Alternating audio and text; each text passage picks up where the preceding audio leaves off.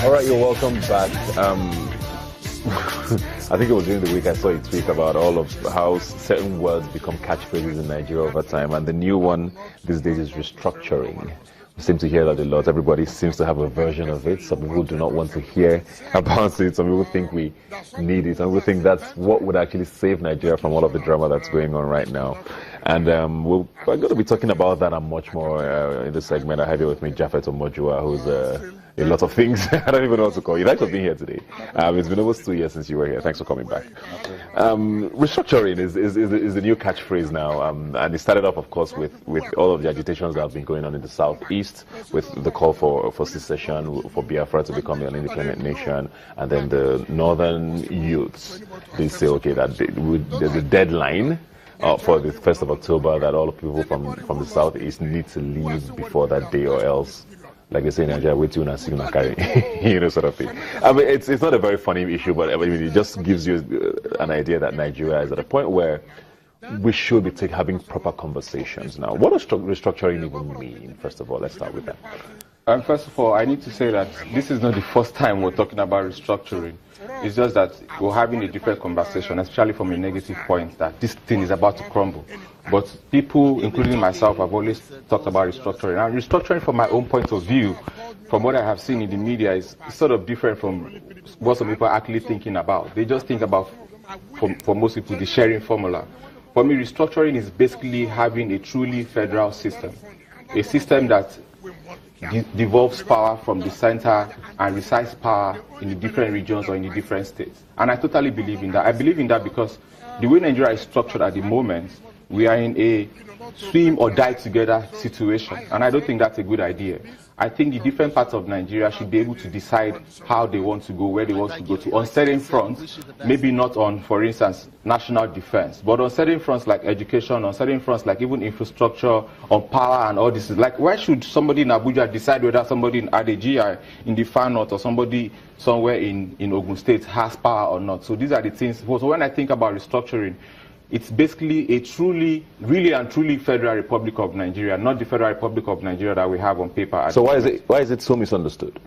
Because here we don't define the conversation. We go according to the buzz. That's why some people are saying that restructuring came because some of these guys are talking about secession, but that's not the truth. All you need to do to find out the truth is to Google it. And you would find out that there's been a conversation on restructuring since forever.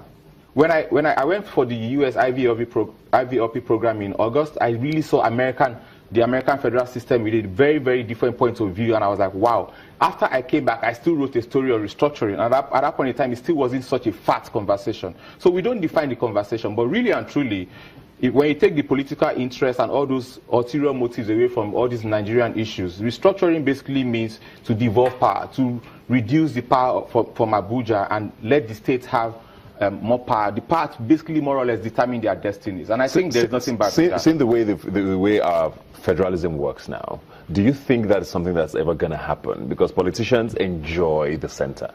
See, one of the beautiful things that have happened with the Biafra conversation is that our politicians are such that they don't move until something dangerous is about to happen. So they don't get moved by positive things like restructuring will make our country better. They don't care for things. Most of them don't care for things like that. But when they are at the point where they are being threatened, they move. I'll give you an example. This Biafra thing has been going on for such a long time, and I didn't really see prominent leaders from the Southeast really say much until this guy said no elections in the Southeast. Now they're talking. So our politicians don't think of these things and make moves that are about the people generally, but as soon as there is a cost to them, one of the best things we did in this country was the response to Ebola. And that really was because Ebola, more often than not, was something that was going to cost the rich. Because Ebola started from Ikoyi. It didn't start from Alagbado or from some largely unknown village in Nigeria. So our politicians are the ones, in my opinion, the people at the helm are often the ones that don't really go in the direction that they ought to go until there is something that's about to cost them their life or their livelihoods. Let's move away a little from that now and go to the southeast and all of the agitations now. Like you said, it's been going on for a long time, and there are people who think maybe some of their issues might be valid. You know, how valid that is, and are you happy with the way the federal government is handling this? No, not at all. Because so from what I have seen, the way the federal government is handling it is, calling the elders, trying to talk to them, obviously to go and talk to these people to calm down and everything, but if we really want to solve the problems of this country, like restructuring, we need to really go back to the Nigerian constitution. We have big problems with the constitution. And we're not going to solve every problem by gathering people together or giving people amnesty, because we like to do this short-termism thing where we just call people together, talk to somebody, and then things sort of calm down. But we have also seen that these things find a way to come back again. So we need to solve them from the roots of the matter. And the root of the matter is the national conversation. And the national conversation cannot be defined beyond the reality in the Constitution. When we go back to that space, we would have solved quite a number of problems. So I'm not in support of that. Maybe they would now begin to look at that. Maybe they're just trying to maybe have things calm down now. So if that is the case, then it is good. Because ultimately, we're not going to solve these problems by calling some privileged people to a table and saying, you guys go and talk to your young people. I ask that because, I mean, a lot of people have been very worried at the way the federal government has handled Nnamdi Kanu in particular. You know, there are bill conditions that he's completely flouted since he's gone out, since he's been released. You know, that people believe the federal government is trying to ignore the issue by not necessarily talking about him or to him, and that is festering everything.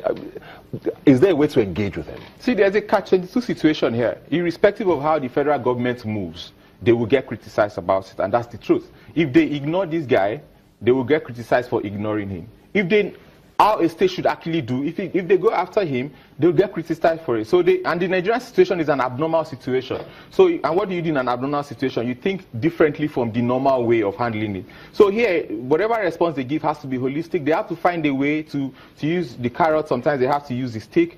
But there is no straightforward, direct answer to this, because obviously we have never really been here before. We were here, it looks like we were here before, but the reality of Biafra, the Biafra war, how it started, is different from the reality today. I mean, for instance, the bulk of their conversation is not about war. The bulk of their conversation is about a referendum. Then we had a war.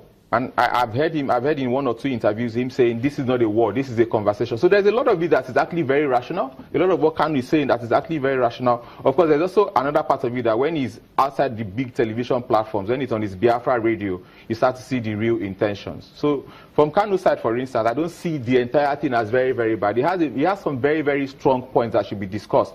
My own fear is that outside of those big spaces, when he gets to Biafra radio, the things you hear about when you go to a Yoruba man's church and all that stuff, you begin to see his real self, which is unfortunate. I know we've talked a lot about the long-term goals, which of course everybody agrees with. We need to have a conversation, we need to work on the constitution, or probably even discard it and have a brand new one.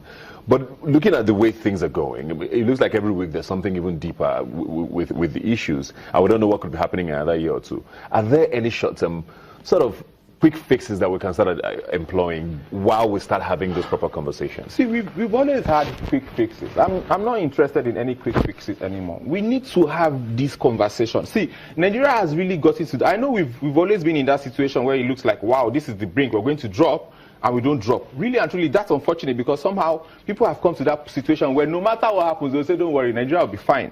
That looks like a good thing, but it's not a good thing, because we really need to, we're not going to have in Nigeria a thriving Nigeria in 2030, 2040, 2050 if we don't sit down to talk. That's the truth. Nothing will change fundamentally, irrespective of who we elect in 2019, 23, and if we have those other elections every other 4 years. Until we discuss the fundamentals of our nationhood, until we discuss the structure of our system. The truth of the matter is, look at 99. Between 99 and today, we have not lifted people out of poverty altogether. We have not done anything extraordinary with democracy. It definitely means that something has to be done. So I'm not interested in this short-term thing. I'm interested in real conversations that make real change happen. For instance, the president has been away for about 60 days.